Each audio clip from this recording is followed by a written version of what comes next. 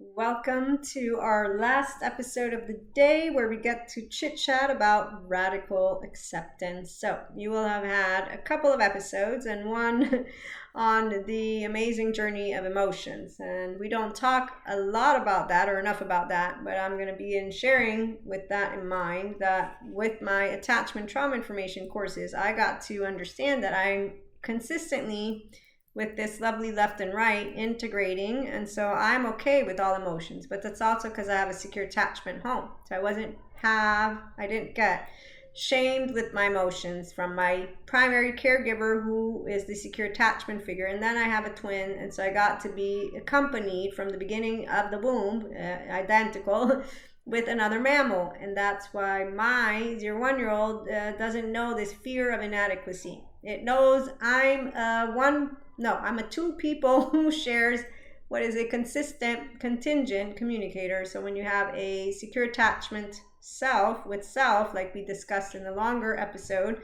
and then you are also empowered, you don't not have emotions, which is what people as a teenager told me when I was like, there's all these fish in the sea. Why are you being dramatic about somebody breaking up with you? Okay, so here's where empowered women and men and days with radical acceptance, we're not going to feel discarded. In fact, I'm still debating what title to give this episode, but I know that I would like to talk about, it might just be an audio version though, so we'll find out. Let me see what title. I had given it a title. 1 second. Here we go. So, what happens when a healthy self-worth empowered woman, remember 5D mystic here, learns about why discard happens. Okay, so what do I mean? I'm attachment again in trauma informed. So when you are easily able to accept you, and as a 5D mystic channelers, yes, it's a real deal, but the 5D, we're not lost on Elsa's journey. So we're not a spirit in a body. It's the essence of love and life. You have an inner child. Please use your name, your human name here. That's how you're going to move into your secure attachment, and that's what's most important. We do personal development and self-help, but I do support those who are 5D mystics, and therefore they know they're a human body, and that's why the 5D, when we hear Christ consciousness, we don't think of insulting people. We think immediately, I'm a brother and a sister to all, because that's what I learned with God and Jesus, and forgive. Not because I'm going to say, I forgave you. No, not that. I'm not superior or inferior. I'm a human. I have compersion. I want you to be happy. Whatever stuff comes up, it's not irrefutable facts. My emotions of not liking to accept something, my thoughts of not liking, I don't need to make up a story. Okay, so I learned as a teenager and a young adult, adolescent, I should use that word, 12 to 24 is the adolescent brain. That makes sense for when you learn that the physical brain of a body of a woman finishes the executive decision-making functions, finished to develop by the age of 25, for the physical man, 27. That's how you're going to begin to look at things for long-term, and anyways, your way of perceiving, which is why the sciences people will say, you've changed, Maria. And I'm like, nope, I feel the same as before, but I get it. I get what you're saying. So my body, but the energy, the essence, the life of me is the same. In fact, if not more, because I embody more of who I am. I embody more of that which is pure consciousness, unconditional love. I have flaws and imperfections, and I have radical acceptance, which is why discard doesn't happen. It's also why we don't have saga or drama with our twin flames, and it's also why we don't have drama with anyone. We know when people don't like the ventral vagal no, which you've heard all about. That doesn't mean I'm not going to say it. We also know how to make fun of our fear. If you hear the 10-minute one, I talk to you about fear, particularly because that's my dominant emotion when it comes to me getting anxious. Versus when it comes to people, I don't get angry because I'm not going to correct you. That's none of my business. I get sad because I want to connect to you. Okay, so that's where radical acceptance doesn't get angry about how another person is going to work with their inner child. Okay, so when I see human suffering love narrative, I learned as a teenager that I'm too rational and I'm emotionless or something like that. Or I'm pretending, because apparently I can't know my subconscious unconscious, which instead I can and I do. And anytime something comes up, I think of Peter Levine and Daniel Siegel and Bessel van der Kolk and Stephen Porges and Janina Fisher and all the rest that I learned from, because they say sensations, images pop up, affects, meanings, and behaviors. Yep, that's correct. So we recently healed something very specific, and I know because I had a pop up, but so did so many other people. It was around the new moon, after the full moon and the split, and Venus also came in to the mix, and this is ascension energy, so woo stuff for a minute, for anyone who's not into any of this stuff. We had, hold on, I just lost it. Anyways, there's something else right now. Yes, so the image that popped up also comes with a sentence, and that's because we have our child parts that live with us, our 0-1-year-old, our 3 to 7, our freeze of all ages, our flight 11, 12, and our fight 14, 15, 16. So what you'll notice is those who think that radical acceptance means canceling, blocking, unfriending, calling each other names, no, that's not radical acceptance. That's all the people with their 16-year-old with a superhero Elsa journey. And you can tell because they want to be keys. They are keys, and they get all. We don't like all these people. We're all brothers and sisters, okay? And so we support each other because, thank you, Sadhguru. If you overflow with humanity, divinity has to descend. But it's not the divinity of the ancient times, no, and it's not divinity in this way of divinity.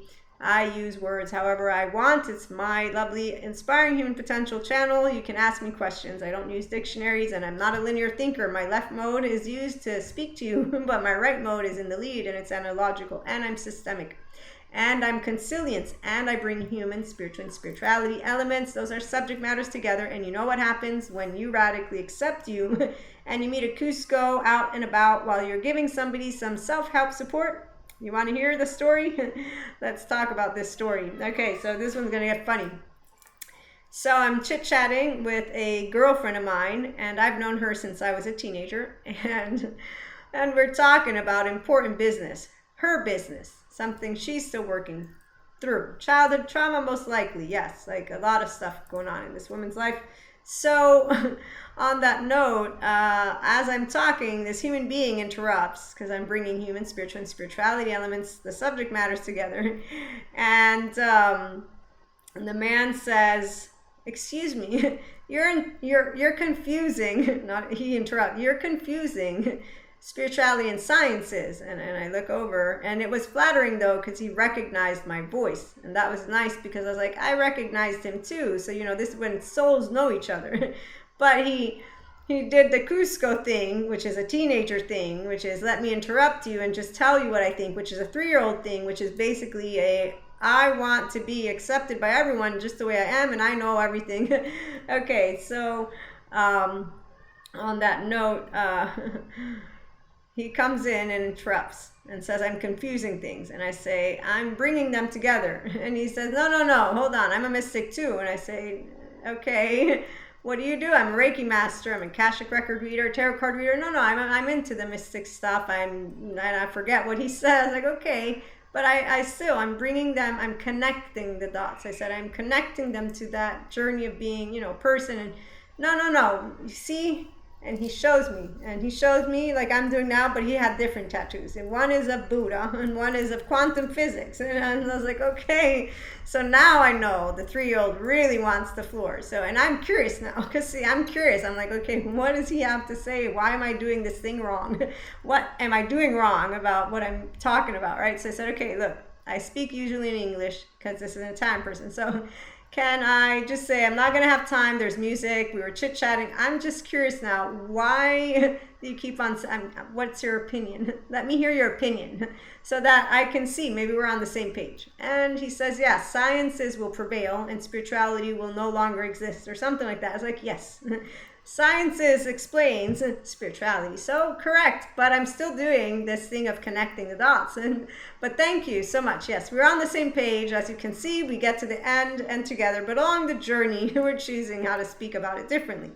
Okay, so this is why I have fun with people in general, because they're all beautiful, but they don't know how not to interrupt another human being. But then again, do any of us? Yes, some of us do. Raise your hand. So I've learned how to listen to people because I'm curious. I don't need to prove a point. I'm just sharing something. In this case, I was sharing something important and I returned to my conversation. But this is what it looks like when an empowered woman meets any person. If they become something that is not welcome, this is the part. If I'm interacting with you, I'm going to continue talking to you. If, on the other hand, I don't want to interact with you at all, like a teenager, which is why I was called emotionless and too rational. Also, my BFFF told me that I looked like a snoot, and I said, I'm not. I'm just confident and know who I want to hang around. And she's like, yeah, now I know that. I was like, okay. So when these authentic, radical, self-accepting things come about and you meet people, some people will be okay and they'll be able, because they want to be their authentic self too. Others, they'll have others will have completely different ways. So for me, the long story short, as we conclude this episode, is that when we don't want to be around a person, we're not going to. And when somebody then tries as a person who's looking for a crutch, though, in a certain way, we're not going to. Because see, if there's one thing that a feminine, divine feminine here, but also divine masculine here, masculine feminine integrated brain, secure attachment, healthy self-worth, but also, as I was saying, with this whole sphere, it's not about energy, vampires, dark auras. No, none of that. Nope, not even one little bit. I'm a 0-1-year-old. I'm a free conscious lover, and I know that you don't know healthy boundaries, and you'll show me it, in fact, in the moment that you interact with me as a 50-plus-year-old human being man. This is another dude who is acting like an adolescent, who is not an adolescent, that I would have interacted with, in fact, as an adolescent myself, because I know exactly how roosters and hens look. I went dancing a lot, and I was like, what? I thought we were growing up. What's the deal? And they're like, no, you're the oddball. Really?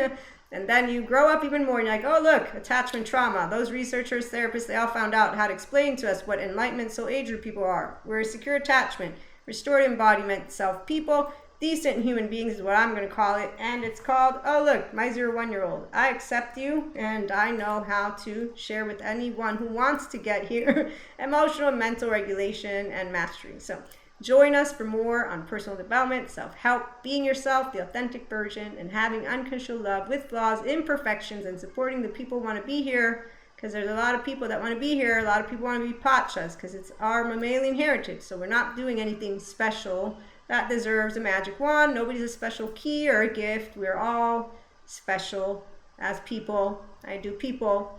Being yourself. You're a gift. I'm a gift. Thank you, Sadhguru. Your contribution is the contribution. We get to support each other. And in fact, actually, we'll conclude with his lovely quote on the human suffering, where he lets us know about how if you want to support human suffering, you begin with yourself. And then this one's funny. Here it is. If you are keen on doing something about human suffering, attend to yourself first and also to people around you. That is the best way to start. And we don't go around diagnosing people. We go around being friends, lovers, relationships, supporting. We don't allow others for us to be crutches, not because they're energy vampires or dark auras. No, those are all people that they don't have. We'll talk about it in some other episode, but it is a consistency. Some people, they watch the longer episode, the dark sides of neuroplasticity, instead of using the bright side. So tune in for more, share love, compassion, be kind, like, share, subscribe if you would like, and be back again soon.